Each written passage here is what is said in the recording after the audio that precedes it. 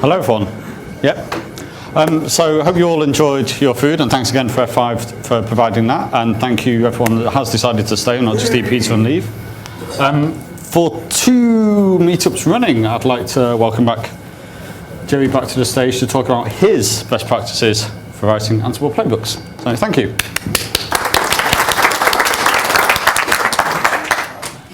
Hi. Is it working?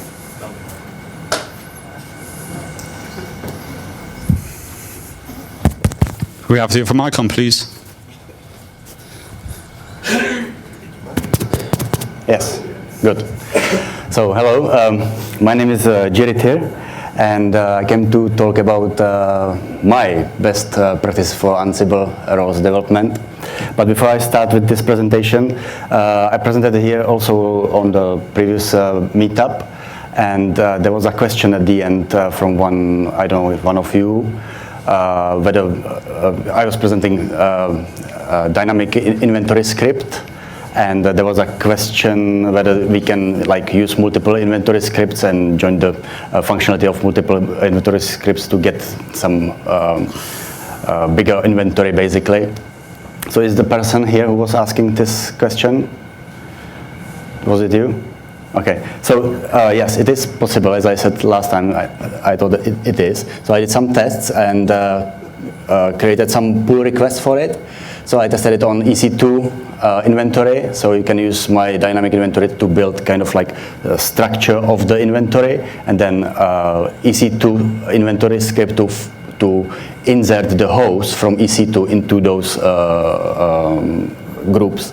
So that is the last pull request, this one. If you note the number or something, then there is also a demo how to use it. Yeah, so it's like copy-paste demo, so you can try it yourself. I'm using local inventory, but you can use also my dynamic inventory. It works the same way. Yeah, so that's for the beginning. And are you able to answer the thing at the bottom of that pull request? Sorry, what? Are you able to answer the thing at the bottom of that? The comment at the bottom. So I should move away, yeah. So, as I said, I'm going to talk about best practices, but although the best practices I follow overlap with the official best practices recommended by Ansible, not all of them are the same in this presentation, so it's purely on you whether you're gonna follow this or even the Ansible recommended best practices. Ansible is so flexible tool that it can digest a lot of ugliness, and about some of the ugliness I'm gonna talk today. So as last time, here's some summary about myself. So using Ansible for 3 years, contributed to Ansible with some modules and other stuff, and almost 100 of Ansible roles are available on my GitHub site, but also on the Galaxy portal. So first of the things I would like to talk about is it's mostly all about YAML, because Ansible, you write everything in YAML, so YAML is a very important part of working with Ansible. So one of the things which I've noticed people are still doing is that they they define the module options basically as a string, right? So in here you have like path equals and then the value, and then another option mode equal another value, right? Some people split it on multiple lines, 2 lines, the same thing, but at the end, how YAML sees it is basically one long string, yeah? So don't do that, because that means that Ansible, before processing the playbook or role, must actually pass that long string for you. So it's better to let the YAML parser do it for you. So always use pure YAML syntax, as shown on the right. Another thing is that YAML is not JSON. In JSON you have to quote basically everything. In YAML you don't have to quote almost nothing, right? Because all values are some kind of like auto-recognize what type it is. So whether it's string or number, the YAML parser recognizes what it is. So again, on the left-hand side, you see that basically all values of the options are quoted. On the right-hand side, you can see that only the variable, which is in the two curly brackets, should be or must be quoted. The rest doesn't have to be. Yeah. So it improves the readability of the YAML file a lot if you don't quote it. Yeah. You can also, if you need to output some multi-line stuff and so on, then people do it again in this manner, that they basically split it on multiple lines but still quoted, yeah, or they put new line signs in there. Yeah. So that's not necessary, because YAML has functionality which allows you to actually say what follows this key is a block of text. So this sign is saying, like, whatever follows, I want it to be one line at the end, right? So although you split it on multiple lines, the YAML processor then puts it on one line only. Yeah? And there's some more syntax behind, so it's basically saying that the block after this key is indented by 2 spaces, so it's up to here. So that means that the final string will have 2 spaces at the beginning, right? And the minus here is saying, I don't want any new line at the end. Yeah? So it's the same example like on the left-hand side, but in the YAML syntax. So in which cases you have to quote stuff? So there are actually only 3 cases. So first of the case is when the value of the key starts with some of the YAML control characters, which is I think the full list here. So unfortunately, Ansible is using Jinja 2 templating, which is represented by the 2 curly brackets. And the curly brackets is actually in this list. This is why we have to quote the values of the variables. Yeah. Second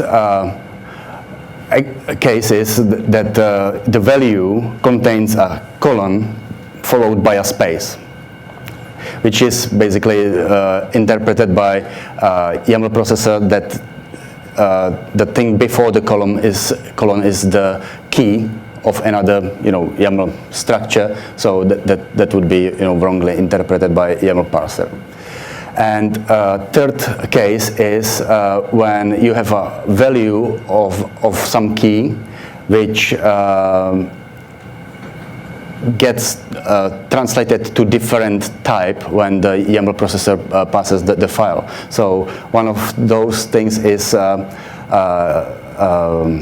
Boolean values. So for example, if you want to have in the output the word yes, then you have to quote it. Otherwise, when YAML parser parsing the file, it would turn it to true string, yeah, with capital T, which is like Python representation of the Boolean value. Yeah, so those 3 examples are only cases where you have to quote stuff. In any other cases, you don't have to, right? And if you are not sure, then just simply test it, right? So this is one liner which you can use. So it's basically using no inventory, like a file. It's using inventory from the command line, which is the localhost comma. The comma is very important there. Then connection local means that it does not SSH anywhere, so you don't have to have your key in your local authorized keys file. Then we're using debug module, which has arguments in this format, trying to print the XXX variable, and then we pass also extra variables through this switch, where we set the variable value to something like this. But the variable starts with at, which is in the list of control characters for YAML. So this will actually, this command will give you an error, right? But if you quote it, then it will show you like the quoted string as the output. Then indentation, YAML is based on indentation, right? So you can't indent by tabs, but you can indent by any number of spaces. It can be 1 space, 2 spaces, 4 spaces, 8 spaces, 20 spaces, it doesn't matter. I kind of like to indent by 2 spaces only, because any more spaces creates bigger data structures quite wide, and I kind of like to follow the old-fashioned formatting where keeping stuff under 80 characters on the line. Not always, but aiming for it. Indent by 2 spaces, yeah. Actually, this is another slide, sorry.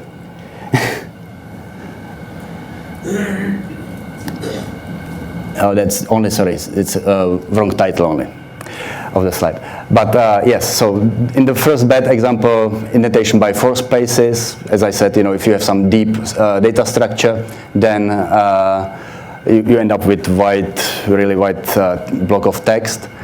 Another bad example is where you have different indentation size, so 2 spaces, 4 spaces, no spaces. It's not really nice to read such code, so if you want to use 4 spaces, use them if you like it, but be consistent, use it everywhere, right? So be consistent. And on the right hand side we have like classical 2 spaces indentation, and also 2 spaces indentation for some data structure. So I created some visualization for this as well. So it's basically following, so it starts with the list. So the list is indented by 2 spaces. So the keys of the values of the list is basically the dictionary, which you see here, the green rectangle. So that's indented by 2 spaces. If there is a key in the dictionary which has further data in, you indent it also by two spaces. And if that one has, again, some more data in, you again indent it by 2 spaces, right? And if the key in there has another data in, again, 2 spaces, but that's a list, right? It's not another dictionary, it's a list.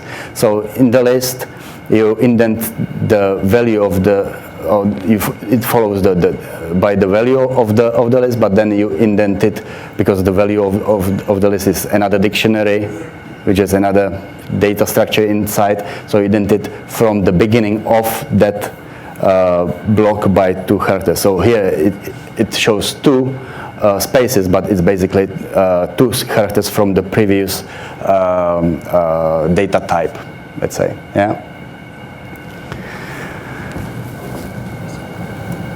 So another thing is a lot of people are using file extension YAML instead of YAML. Yeah. So the yet another markup language, that's the YAML extension originally. I think that it should be used because using YAML instead of YAML is like using JON instead of JSON, right? So imagine that you would be, handling JON files instead of JSON files, right? So don't use YAML, use YAML. A lot of people from Ansible itself, they like YAML files, and even the Ansible Galaxy did not support YAML extensions for metadata in roles. So I created a pull request for this to change it, so now it supports it. So just a quick question. That means that every time that you use Ansible Galaxy to init a new role, you Yes, so it used to be that when you were importing new role into Galaxy, and your meta file, which is like the role space, and then it's meta/main. Yeah, that's a must to call it like this. Then you had to call it like main.yml. If you called it .yaml, the import didn't work. Yeah, so many of my roles, because they are quite old, they still have this YML there in the meta. Otherwise, the rest of the files are called YAML. But as I said, it was changed like, I don't know, half a year ago. So since then, you can have even the meta file with YAML extension. Another thing is, okay, so we talked about YAML, formatting and conventions and so on, but once you start creating roles, then my recommendation as a best practice is to create atomic roles. So what does it mean? That means that you create, first of all, you should create roles. You should not create playbooks, playbook managing web server, playbook managing database server, playbook managing F5 devices, right? Don't do that. Always create roles which are parameterized and reusable, right? Because once you put the effort in and you parameterize it, then you can reuse it later on, right? So, for example, I'm a contractor, so I'm changing jobs quite frequently, and usually the customers, they have nothing against if I open source the role on my GitHub site. So this is why I have nearly 100 of them there. Because if it's generic stuff, they don't care usually. If it's something internal, then of course I wouldn't publish it. But if it's something general, then why not to publish it there, and they can gain my support even later on when Ansible is changing. It needs some changes in the code, so they basically get updates of those roles which I developed there for free, right? So use roles, don't create any logic in the playbooks. It's not worth it, it's not reusable, and what you can achieve is basically having just a single playbook from which you load the roles, and there is basically nothing else than a list of plays in the playbook, and each play is just has a list of roles, and that's it, yeah. So no logic in playbooks, everything put in the roles. Then the atomicity of the roles is that you should create really atomic roles in the sense that if you are installing some web application on a server, then have a role for Nginx, have a role for the language itself, and then you can have a role to put the code in, but have these things separate, because once you start mixing, then it's not reusable anymore, right? Because somebody can use PHP as the language, but they don't use Nginx, they can use Apache, right? So if you write a role which is using always Apache and always PHP FPM, then that you limit basically the number of users which can use that role, right? Well, if you split it, like role for Nginx, good, a lot of people can use it, right? And then put some other role next to it to install, I don't know, they don't have to use PHP, they can use Node.js or whatever other framework, and basically allowing people to reuse your roles is quite important, right? Then if you creating those roles, then roles can have dependencies on other roles, right? But if you create dependency on other role, then you basically again limiting the reusability of the role, because that dependency is written inside the role, so that dependency cannot be changed without changing the role itself, right? And once you start changing the role, then basically you can't just pull new version of the role from the internet, because you did a change. So if there is a change on the upstream in the file you changed, then the change won't be integrated automatically. You need to merge it and so on, and it's a nightmare, right? So always be careful about creating dependencies for the roles, and if possible, just if you have dependency, not dependency, if you need that your role has some other role running before, then just put it in the playbook, like one role after the other, right? You don't have to put it as a dependency of the role. Yeah.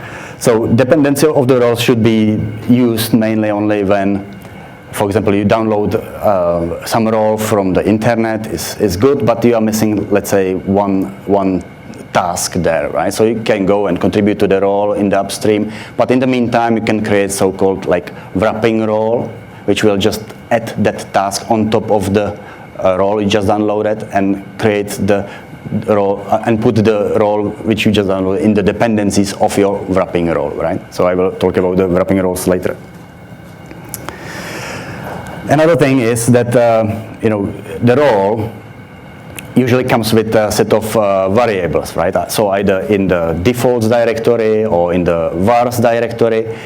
And a lot of people just don't care. They call the variables whatever they like, but then the variable names can overlap, right? So, for example, on the left in the column of bad examples, we have role1 and role2. They both have a variable called var1, but they have different values, right? So then if you want to set, for example, the role2 var1 to some other value, so how do you do that without changing the variable in the first role, right, in the group vars? So if you put the var1 in the group vars, then it will override both, right? And you want to override just one. So to do it correctly, you should always prepend or prefix the variables with the role name, right? So in the role1, all variables are prefixed with role1 string, and this is how you basically create namespaces in the variables, right? The same for role2, it's all prefixed by role2, and then if you need to set the role2 variable to another value, then you just target that specific variable and nothing else get rewritten, right?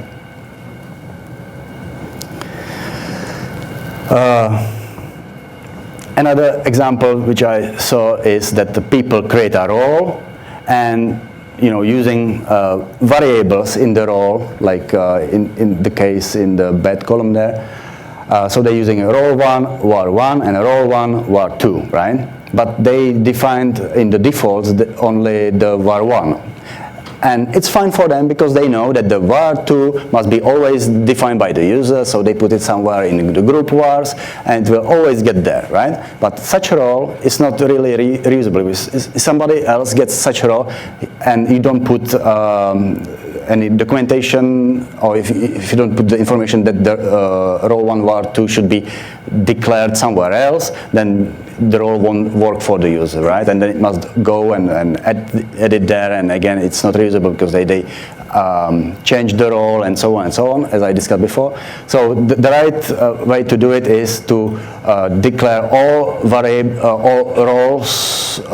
role variables inside the defaults, and even if you want, some user-defined value, then just set it to null or set it to empty string or something, and then document it in the documentation of the role, like this variable should be set elsewhere, yeah? But have the variable there, so at least it prints some value there, either empty string or null value or so on, but it does not fail on not defined variable, right? Another thing which I saw is that people put the roles variables in defaults as well as in vars, right? So you can do it, it will work. So it's the same example like before, using two variables. One is defined in default, second one is defined in vars. But I prefer to have everything in defaults, because the vars for the role itself, it does not make any difference, right? The only difference is, so this is the correct way, so both are in the vars and then everything works, but the difference is that if you actually have two roles, one depends on the other one. So if we have role 1, and as a dependency there is a role 2, right? And in the role 1 we have vars, so variable in the vars, and that variable in vars actually overrides the default variable in the role 2. Yeah. So this is how it works. If you would have this variable defined in defaults of the role 1, it would not override this variable, right? So this is why you have to put it in vars, because vars, remember this, that vars overrides defaults, right? It's always like this. Yeah. So if you want to override variable in other role, put it in vars. Otherwise, put everything in defaults.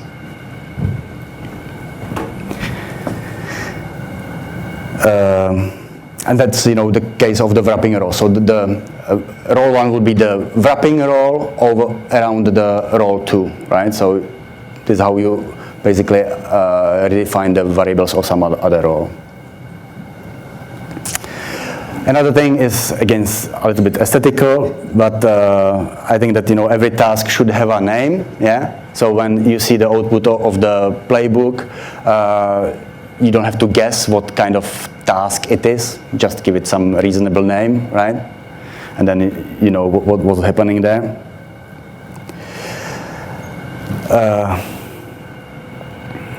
Another thing, that's where I decline from the official recommendations a little bit. So basically, a lot of people are defining a task with some options, and because they like it or they think it's okay, they define the options with whatever value they think it's appropriate for that task, right? But some of the values might be default for that module, right? So you don't have to declare those options because they are default, right? So for example, in the cron module, the minute and hour is set to start by default, so you don't have to use it, right? So on the right-hand side, you see that I didn't use it. The same is for the state, and this is where I decline from the official recommendations, where they say that state should be always declared. I don't agree with this. In any of my roles, it's like that. Basically, if the state is present, that's the default value, so I don't add it in my tasks, right? You can specify some options if they are like variable, they are not static. So over there it's static, it's a variable, so you're inputting it from group vars or elsewhere.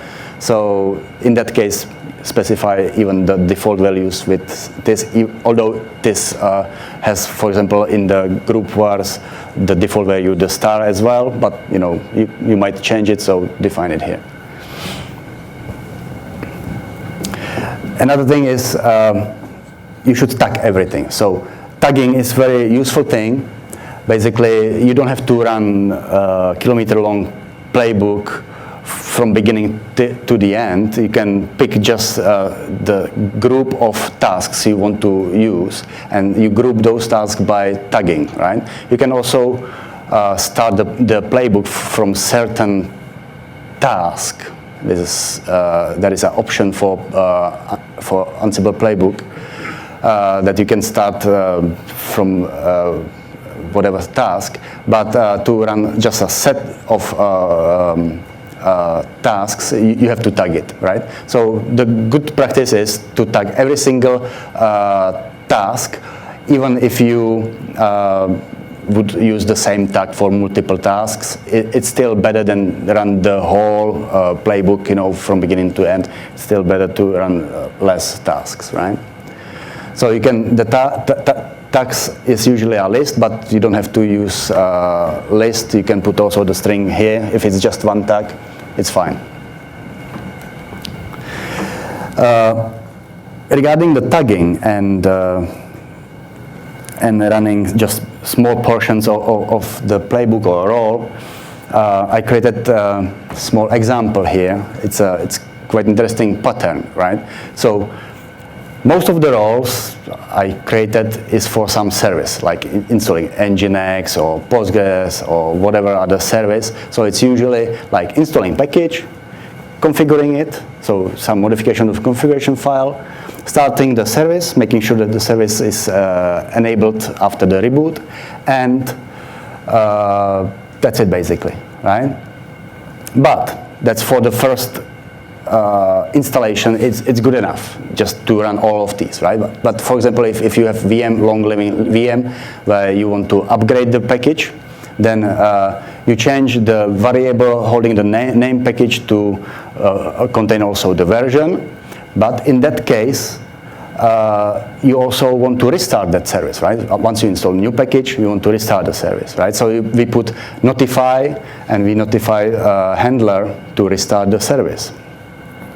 But for the first run, if we have this notify there, then that would mean like I'm installing package because it does not exist there, so it already triggers the handler, right? And we continue down there, we configure it, we enable the service, and we also start the service, right? But as we triggered the notify in the package installation, but also probably in the configuration of the service, so we trigger it twice, but it will be executed only once, then we just started the service during the first installation, and if we triggered the handler, then the service actually gets restarted again, right? So to prevent this, you just remember whether the service was started, and you don't restart it if it was already started. Yeah, so that's the whole logic here. So we basically register the state of the service task into a variable, and then in the handler we test if the variable is defined, because you might just run a subset of the tasks, like installing the package, right? In that case, this variable wasn't defined. Yeah, so this is why we tested if it was defined, important thing. And if it's not defined, or if it's defined but it didn't change, then trigger the handler. But if it was changed there, so it was already started, then don't trigger it again, right? Because you would have just starting service and then restart the service. It's, for some services, it's not good, like databases, they don't like these frequent restarts, right?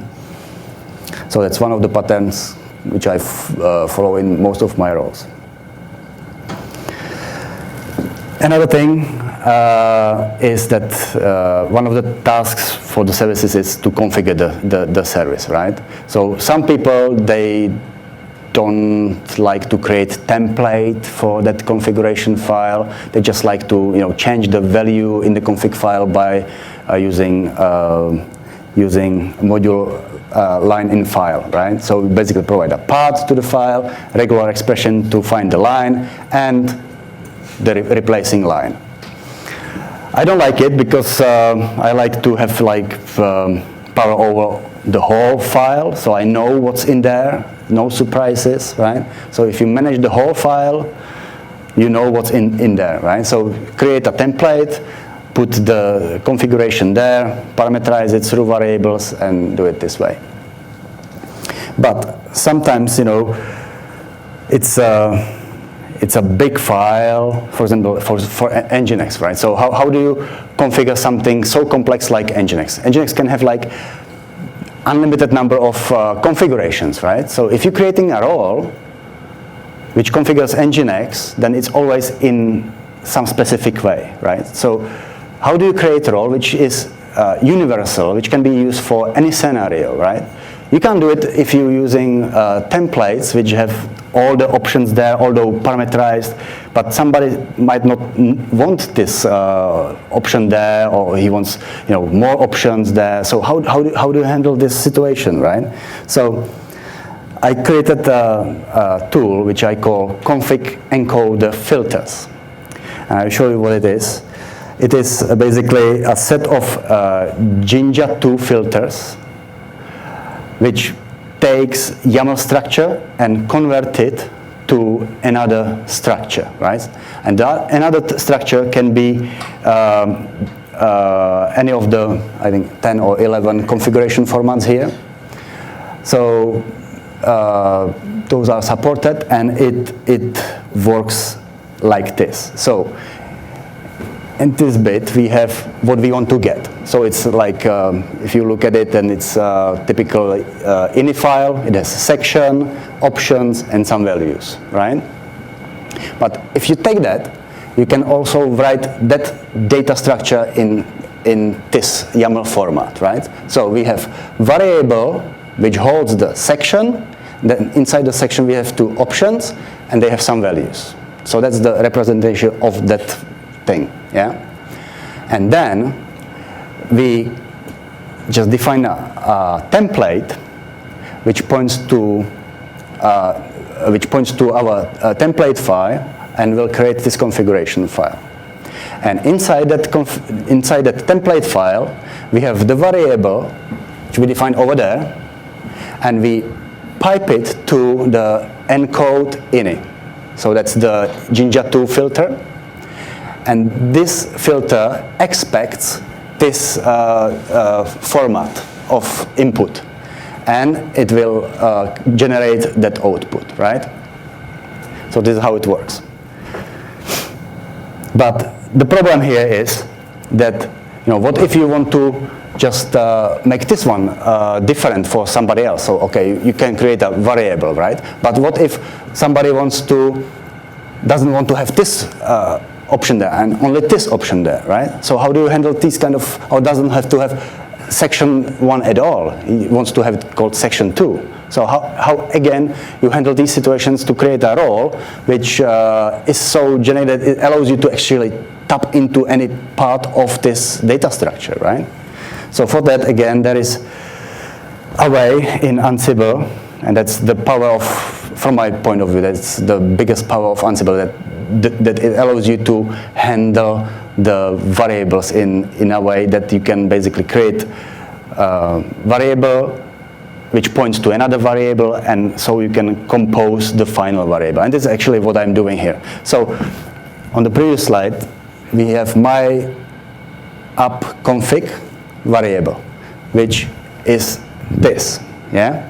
But that variable is composed by my app config default updated by my config custom variable, and then it prints out the default, which gets updated by the custom, right? But the custom is empty, so basically in this scenario it doesn't get updated by anything. But the default holds information about section 1, which points again to some variable. That variable is here, and that variable is again composition of section 1 default and updated with section 1 custom, right, which are defined over here. So again, the custom is empty in this case, but the default is defined. So the default holds two keys which point to variables of those values, right? So like this, you can decompose the data structure shown on this slide to this set of variables. It might look really crazy, and sometimes it is very crazy. But with this approach, you can create truly generic role, even for complex service like Nginx. So you can check my Nginx role on my GitHub site, and I guarantee you that you can configure Nginx with that role to any configuration, because it's configurable through all these variables. You can override it. So for example, if I would like to have section 1 and section 2, so I would use this variable with similar definition like here, but with number 2 here. And then when this variable, the default with the custom, merges here, then it will become section 1 plus section 2. So in the output you get section 2, right? And if you don't like the section 1 there at all, then you just redefine the default variable to section 2 and containing whatever you like, right? So like this, you can really tap into any bit of the data structure and override it with whatever you like. Yeah, and that's how my roles are mostly designed. So here we have another example of the same principle, but on the example which I showed in here. So this ugly line in file is replaced by this solution. So basically this is what we want to get. This is how we write the data structure. Yeah. We create just simple template pointing to our template file. Inside the template file, we use the variable. We pipe it to encode ini filter, we can pass it some parameters like uppercase the properties. So although you have lowercase keys here, you get uppercase there, and that's it, simple as that, right? And you manage the whole file with basically data structure created in YAML, yeah? And another thing which I recommend to do is, if you changing some system file, it's good practice to put on top of the file like this file is managed by Ansible, don't change it, otherwise it gets overridden automatically and so on. So you can, for that, there is a variable Ansible managed, which is like Ansible's variable. You can redefine it, but there is like managed by Ansible by default, yeah? And you can use comment filter, which I by accident created. And what it does, it puts just the hash in front of the string by default, right? If the string is multi-line, it puts the hashes in front of all lines, yeah? You can also use it for other languages, like you can use the slash star, then star star star star, and then star slash like in C, yeah, or Java or anywhere. So have a look on the syntax of the comment filter. It has a lot of options. You can also create like nice decorations around the commands and stuff like that. Another important thing is to create documentation for your role. So usually using README, MD, which is markdown language. And then the documentation should contain information about the name of the role, the generic description of the role, then some examples how to use the roles, and especially, if your roles are as complex as mine, with a lot of variables, then it needs some good examples, because then people basically are completely lost in the kilometer-long list of variables. So give some examples how to use it, and usually people that get, they understand it from the examples how it works and are able to figure out how to modify it to their needs. Then a list of the variables so that people don't have to browse through files and so on, just put it there. And also dependencies. So for example, my roles, they're using these filters, right? And these filters are, actually this filter is in Ansible by default, so you get it in any installation of Ansible, but those filters are not part of Ansible. Although I tried to create a pull request, it was refused, that it's too magical, yeah? But yeah, I keep them in a role, so you can set it as a dependency of your role. Yeah, that's one of the exceptions where I set dependencies in my role. So most of my roles, they depend on role holding that those filters in. And I recommend you to even list the roles which kind of relate to your role. So for example, if you have a role for Elasticsearch, right? So Elasticsearch is used in the ELK stack, Elasticsearch, Logstash, Kibana. So why not to list in the documentation also other roles which you created, which I created, for example. So I have a role for Elasticsearch, Logstash, Kibana, Filebeats, and other stuff. So I list them there, because people who are looking into Elasticsearch, they might be looking also to Logstash or Kibana. So just advertise your other roles there, and get people use your roles. Yeah. Then also information about the author, and some people also like to have some open license for it. So most of my roles are licensed like MIT. So you can basically do whatever you like with them. You don't have to publish it back or whatever. So write documentation for your roles.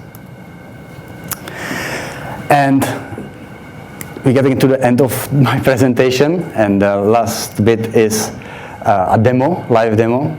It will be running on this computer only, interacting with the internet a little bit, but I will show you how I normally test my roles, because most of my roles are designed to run on VMs, not really for containers, so I'm using old-fashioned Vagrant, and Vagrant is using VirtualBox on my local machine. So after I publish the slides, you can just copy paste these instructions, but this is what I'm gonna do now. So basically, copy this. Where is it? Here is it. So what does it do is, you might not see it. You might. So I have created a Vagrant file. Yeah. So whoever was using Vagrant, they know that writing a Vagrant file is relatively simple. I have written a Vagrant file, which is designed to actually run Ansible as a provisioner at the end of provisioning the VMs, right? So you first bring up the VM up, and on top of that VM, you want to run Ansible. So Vagrant has the Ansible provisioner there, and my Vagrant file will provision the Ansible on it.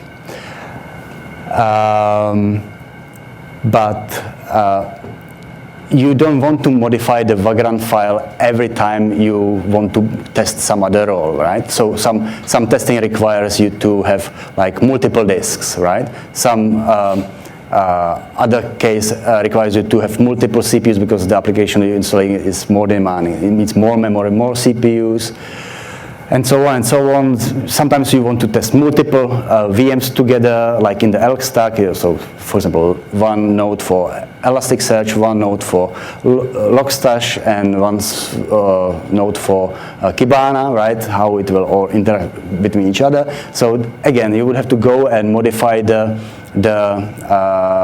Vagrant file to provision all these 3 VMs, right? I got fed up by modifying the Vagrant file every time I want to do such stuff.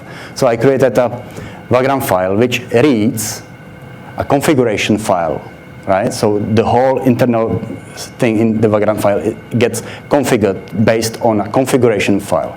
So I'm basically reusing always the same Vagrant file, but providing it another config file, right? So the config file is a YAML file where I define like some defaults, like okay, all VMs in this setup will use CentOS.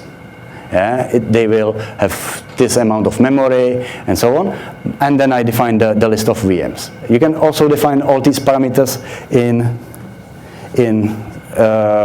on the VM level, right? So you can say, okay, this VM won't have the default amount of memory, but it will have like 2 gigs instead, right? Or it won't run the CentOS 7, but it will run Ubuntu, right?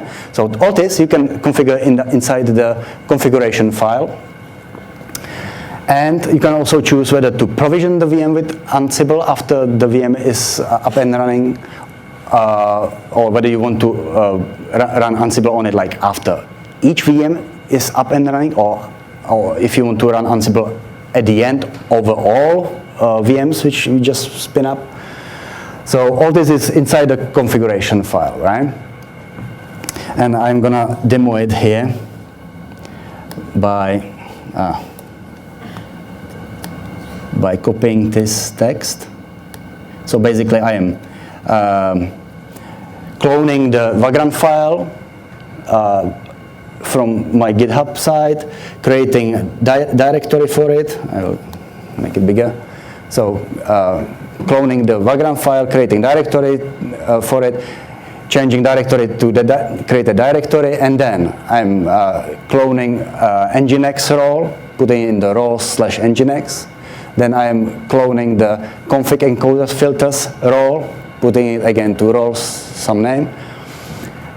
Then I symlink the Vagrant file from the repo I just cloned. So I basically don't have to touch the Vagrant file, just link it. And create the Vagrant config, which is some defaults, saying like provision individual VM, so after each VM is up, it will provision it with Ansible. If there is another VM, it will bring it up and again provision with Ansible and so on, right? And then there is a list of VMs, so creating just one VM, exposing some ports, HTTP on the host is 8080, on the guest is 80, right? Then creating simple playbook, matching all hosts, need sudo for installation of that role, and listing the role. Yeah, and then I just run Vagrant up, and it will create the VM. It will run the Ansible on it, and that's it. Yeah. So let's have a look if it will work.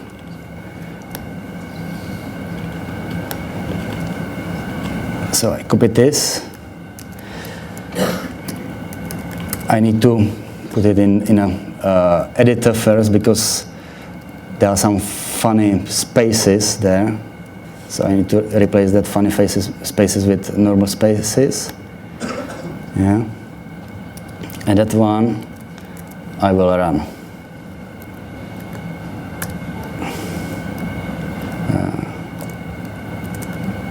How to zoom it up like this. So, yeah.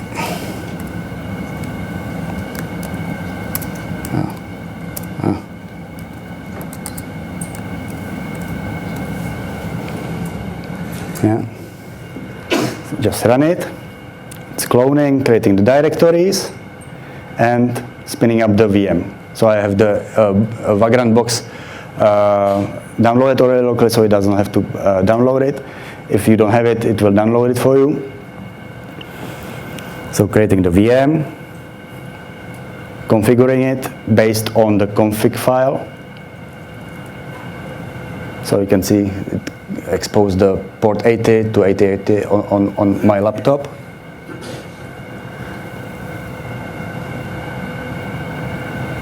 And now it's waiting for the VM to boot up to be able to SSH.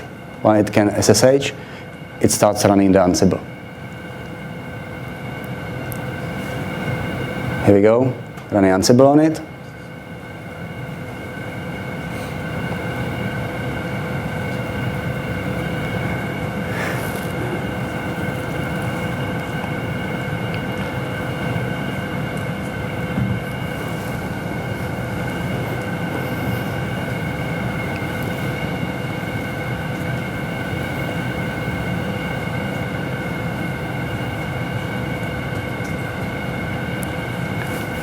Okay, package installed, configured.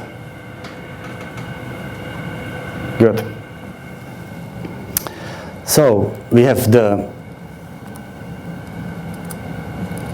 VM installed with Nginx. So if I go to localhost 8080, I'm getting this, right? So that's it.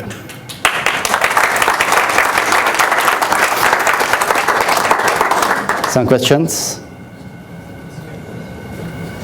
Cool, just so we've got questions, if Adam and Jonathan want to come up and get their laptop set up. So any questions for that?